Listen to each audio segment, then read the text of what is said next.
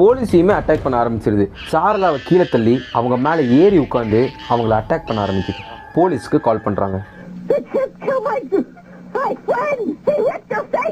Doctors சார்லா உயிர் பொழைக்கிறதே ரொம்ப கஷ்டம்ன்ற மாதிரி சொல்றாங்க. இது கூடவே சார்லாவோட கை எல்லாமே ஒரு மாமிசத்தை அரைக்கிற ஒரு மிஷின்குள்ள போட்டு எடுத்த மாதிரி இருந்திருக்கு. அட்டாப்சி பண்ணதுக்கு அப்புறமா டாக்டர்ஸ் ஒரு விஷயத்தை கண்டுபிடிக்கிறாங்க. எவ்வளோ ட்ரீட்மெண்ட் பண்ணியுமே சார்லாவோட முகம் ரொம்பவே டேமேஜ் ஆகிட்டு இருந்துச்சு. அவங்களோட ஃபேஸை நான் இப்போ ஆட் பண்ணுறேன். இந்த வீடியோவில் ரொம்பவே கோரமான சம்பவத்தை பற்றி பேசியிருக்கேன். இது மட்டும் இல்லாமல் சில டிஸ்டர்பிங்கான ஃபோட்டோஸையும் ஒரு வாய்ஸ் நோட்டையும் நான் ஆட் பண்ணியிருக்கேன். இதெல்லாம் பார்த்தா கூட உங்களுக்கு அஃபெக்ட் ஆகாது அப்படிங்கும்போது மட்டும் இந்த வீடியோவை பாருங்கள். இப்போ இந்த வீடியோவை ஸ்டார்ட் பண்ணலாம்.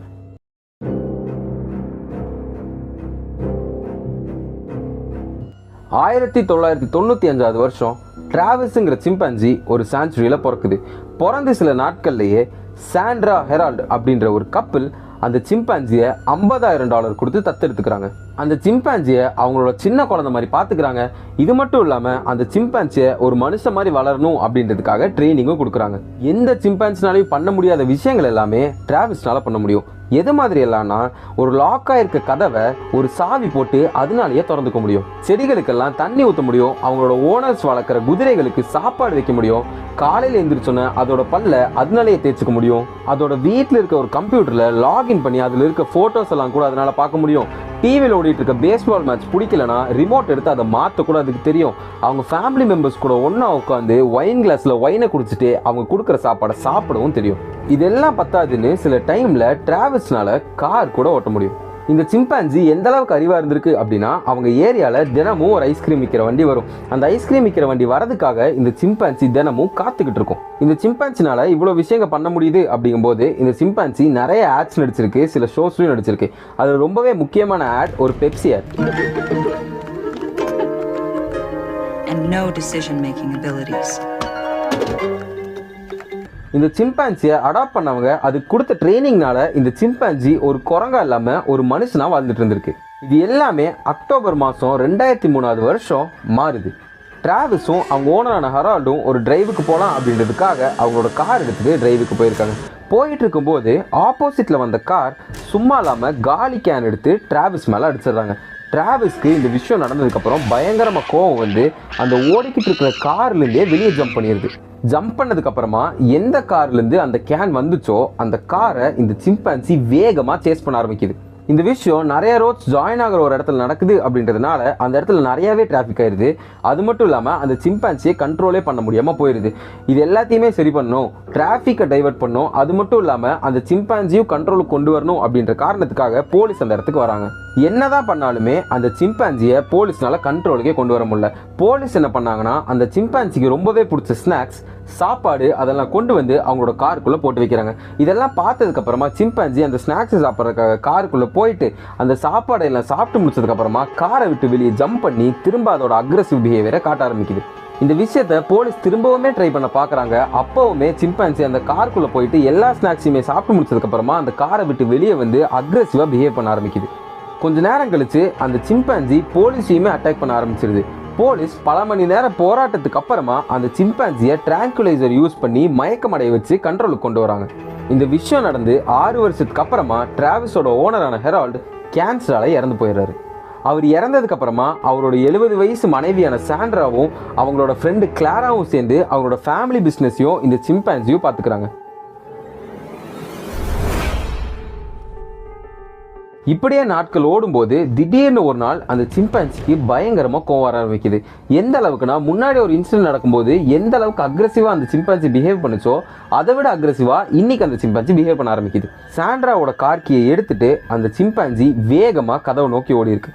இதை பார்த்த உடனே சாண்ட்ரா அந்த சிம்பான்சியை தடுக்கணும் அப்படின்றதுக்காக போய் தடுக்க ட்ரை பண்ணுறாங்க. ஆனால் எவ்வளோதான் ட்ரை பண்ணியுமே சாண்ட்ரானால அந்த சிம்பான்சியை தடுக்கவே முடியல. எதனாலனா, இது நடக்கும்போது சாண்ட்ராக்கு கிட்டத்தட்ட 70 வயசு ஆயிருந்துருச்சு. இது மட்டும் இல்லாமல் அந்த சிம்பான்சி அந்த டைமில் 200 பவுண்ட்ஸ், அதாவது 90 கிலோ இருந்திருக்கு.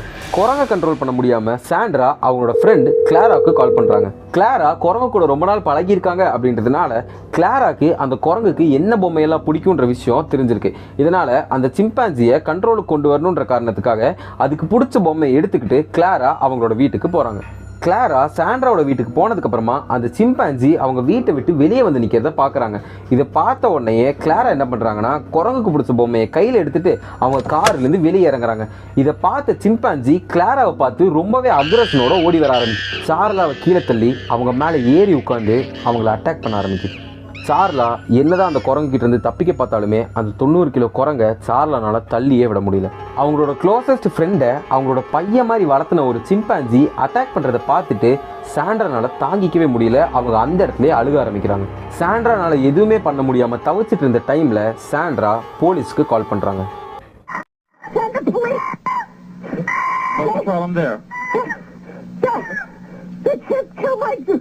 My friend! What's the problem with your friend? I need to know. The police come! With a gun! With a gun! He ripped her face off! He ripped her face off? He tried to attack me! Please, Okay, hurry! I need you to calm down a little bit. They're on the way. Please, hurry up! He's killing my girlfriend! 241 Rock Raymond Road. They're saying someone has a gun and trying to kill somebody. Hurry up! They're on the way, but I need you to give me more information. Who's doing this? With guns! Who has the guns? Now bring the guns! You gotta kill this chimp! Chimp! What's the problem there? Hurry up! I need you to talk to me. I need you to calm down. Why do you need somebody there? What? Please, Gus! What is the problem? He's killing my friend! Who's killing your friend? Dead, my chimpanzee! She's dead. She's dead. Why are you saying that she's dead? She's dead. He ripped her apart. He ripped what apart? Her face? Everything. கால் பேசி முடிச்சதுக்கப்புறமா Sandra அவங்களால என்ன விஷயம்லாம் பண்ண முடியுமோ அது எல்லாத்தையுமே பண்ணாங்க. முதல்ல ஒரு மண்வெட்டி எடுத்துகிட்டு வந்து அந்த குரங்கோட பின்னாடி மண்டையிலேயே ஓங்கி அடிக்கிறாங்க. என்னதான் அடித்தாலுமே அந்த குரங்குக்கு ஒன்றுமே ஆகலை. இதை பார்த்ததுக்கப்புறமா சாண்ட்ரா அவங்க கிச்சனுக்கு ஓடி போய் ஒரு கத்தி எடுத்துகிட்டு வந்து அந்த குரங்கோட முதுகில் குத்துறாங்க. அவ்வளோ ஆசையாக வளர்த்தின என்னோட மகனோட முதுகில் ஒரு கத்தி எடுத்து குத்தும்போது என் வயிற்றுலேயே கத்தி இறங்கின அளவுக்கு எனக்கு வலிச்சுது அப்படின்ற மாதிரி சாண்ட்ரா சொன்னாங்க. காயமான இடத்துல இருந்து அதிகமாகவே ரத்தம் வலி ஆரம்பிக்குது. என்ன ஆனாலுமே அந்த குரங்கு சார்லாவை அட்டாக் பண்ணுறதை நிறுத்தவே இல்லை. சார்லாவோட விரலை பிக்கிறதுலேருந்து மூஞ்சில் இருக்க சதையை கிழிச்சு எறிகிற வரைக்கும் அந்த குரங்கு சார்லா மேலே பண்ணியிருக்கு. இதெல்லாம் நடந்து முடிஞ்சதுக்கப்புறமா போலீஸ் அந்த லொக்கேஷனுக்கு போகிறாங்க. போலீஸ்காரை பார்த்த உடனே அந்த சிம்பான்சி அந்த காரை நோக்கி ஓட ஆரம்பிக்குது. ஓடி போய் பேசஞ்சரோட டோரை திறக்க ட்ரை பண்ணியிருக்கு. ஆனால் அதனால திறக்க முடியல. கோவத்தில் சைடு மிரரை உடச்சிட்டு டிரைவர் சைடு கதவு இருக்க பக்கமாக ஓடி வருது. அந்த கதவையை திறக்க ட்ரை பண்ணிடுது, திறக்கவும் செஞ்சிருது. ஆனால் உள்ளே இருந்த போலீஸ்காரங்க சாண்ட்ரா சொன்ன மாதிரியே ஒரு கன் கொண்டு வந்திருக்காங்க. அந்த கன்னை எடுத்து அந்த குரங்கு மேலே 4 புல்லட்ஸ் வச்சிருக்கிறாங்க. 4 புல்லட்டை உடம்புல இறக்கியுமே அந்த குரங்கு சாகவே இல்லை. இதே அந்த இடத்துல ஒரு மனுஷன் இருந்திருந்தானா கண்டிப்பாக அந்த இடத்துல இறந்துருப்பான்.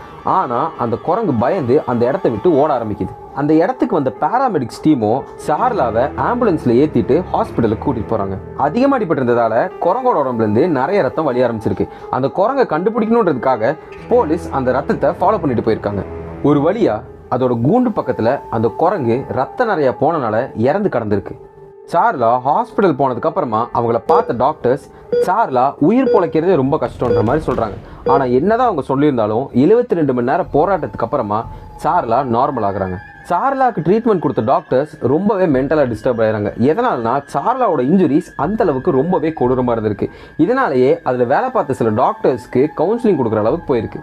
சார்லாவோட உதடு, மூக்கு, கண்ணுன்னு சொல்லி எல்லா பார்ட்டியுமே அந்த குரங்கு பிச்சு எடுத்திருக்கு. இதெல்லாம் பார்த்தாதுன்னு சார்லாவோட முகத்தில் இருக்க நடுப்பகுதியை அடிச்சே டிஸ்ட்ராய் பண்ணியிருக்கு. அது கூடவே சார்லாவோட கையை பிச்சு எடுத்திருக்கு. சார்லாக்கு இப்போ வரைக்குமே லெஃப்ட் கையில் ஒரே ஒரு விரல் மட்டும்தான் இருக்கும். சார்லாவை ஸ்டார்டிங்கில் பார்த்த டாக்டர்ஸ் ரொம்பவே பதறி போயிருக்காங்க. எதனாலனா சார்லாவோட மூக்கு ஒரு நூல் மாதிரி இருக்க ஒரு டிஷ்யூனால தான் அவங்களோட மூஞ்சிலேயே ஒட்டப்பட்டிருந்துச்சு. இது கூடவே சார்லாவோட கை எல்லாமே ஒரு மாமிசத்தை அரைக்கிற ஒரு மிஷின்குள்ளே போட்டு எடுத்த மாதிரி இருந்திருக்கு. டாக்டர்ஸ் எவ்வளோதான் ட்ரை பண்ணியுமே சார்லாவோட கண்ணை அவங்களால காப்பாற்ற முடியல. அவங்களோட கண்ணை டாக்டர்ஸே ரிமூவ் பண்ணிடுறாங்க. எவ்வளோ ட்ரீட்மெண்ட் பண்ணியுமே சார்லாவோட முகம் ரொம்பவே டேமேஜ் ஆகிட்டு இருந்துச்சு. அவங்களோட ஃபேஸை நான் இப்போ ஆட் பண்ணுறேன். All right. So the veil is lifted. You know, many people around the world want to get a picture of you. You're aware of that, right? I did hear that. இவங்களோட முகத்தை சரி பண்ணுன்றதுக்காக face transplant பண்ணியிருக்காங்க. இதுக்கப்புறமா இவங்களோட முகம் இந்த மாதிரி தான் இருந்துச்சு. I am Charla Nash.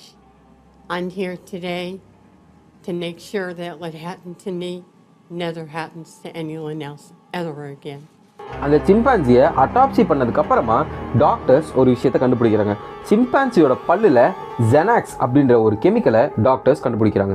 ஜெனாக்ஸுங்கிற மெடிசனை ஒரு பர்சனை காம் பண்ணுறதுக்காகவும் அவங்கள தூங்க வைக்கிறதுக்காகவும் யூஸ் பண்ணுவாங்க.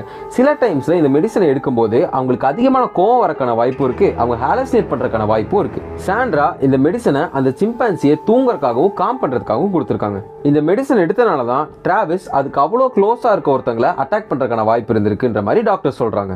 இன்னொரு சைடில் இந்த இன்சிடென்ட் நடக்கிறதுக்கான காரணமாக என்ன சொல்கிறாங்கன்னா, சார்லா அந்த குரங்கை பார்க்க போன அன்னைக்கு டிஃப்ரெண்டான ஒரு ஆசிட் வச்சிருந்ததாகவும் அந்த குரங்கு சார்லாவை பார்த்து வேற ஏதோ ஒருத்தங்க எனக்கு பிடிச்ச பொம்மையை கையில் வச்சிருக்காங்கன்னு நினச்சி கோவத்தில் சார்லாவை அட்டாக் பண்ணிட்டாங்க அப்படின்ற மாதிரியும் சொல்கிறாங்க. இன்னைக்கான வீடியோவில் தான். இந்த வீடியோ பிடிச்சி நம்ம மறக்காம லைக் பண்ணுங்க, என் சேனலுக்கு சப்ஸ்கிரைப் பண்ணிடுங்க. அடுத்த இன்னொரு வீடியோ வந்து பார்க்குறேன். அது வரைக்கும் பாய்.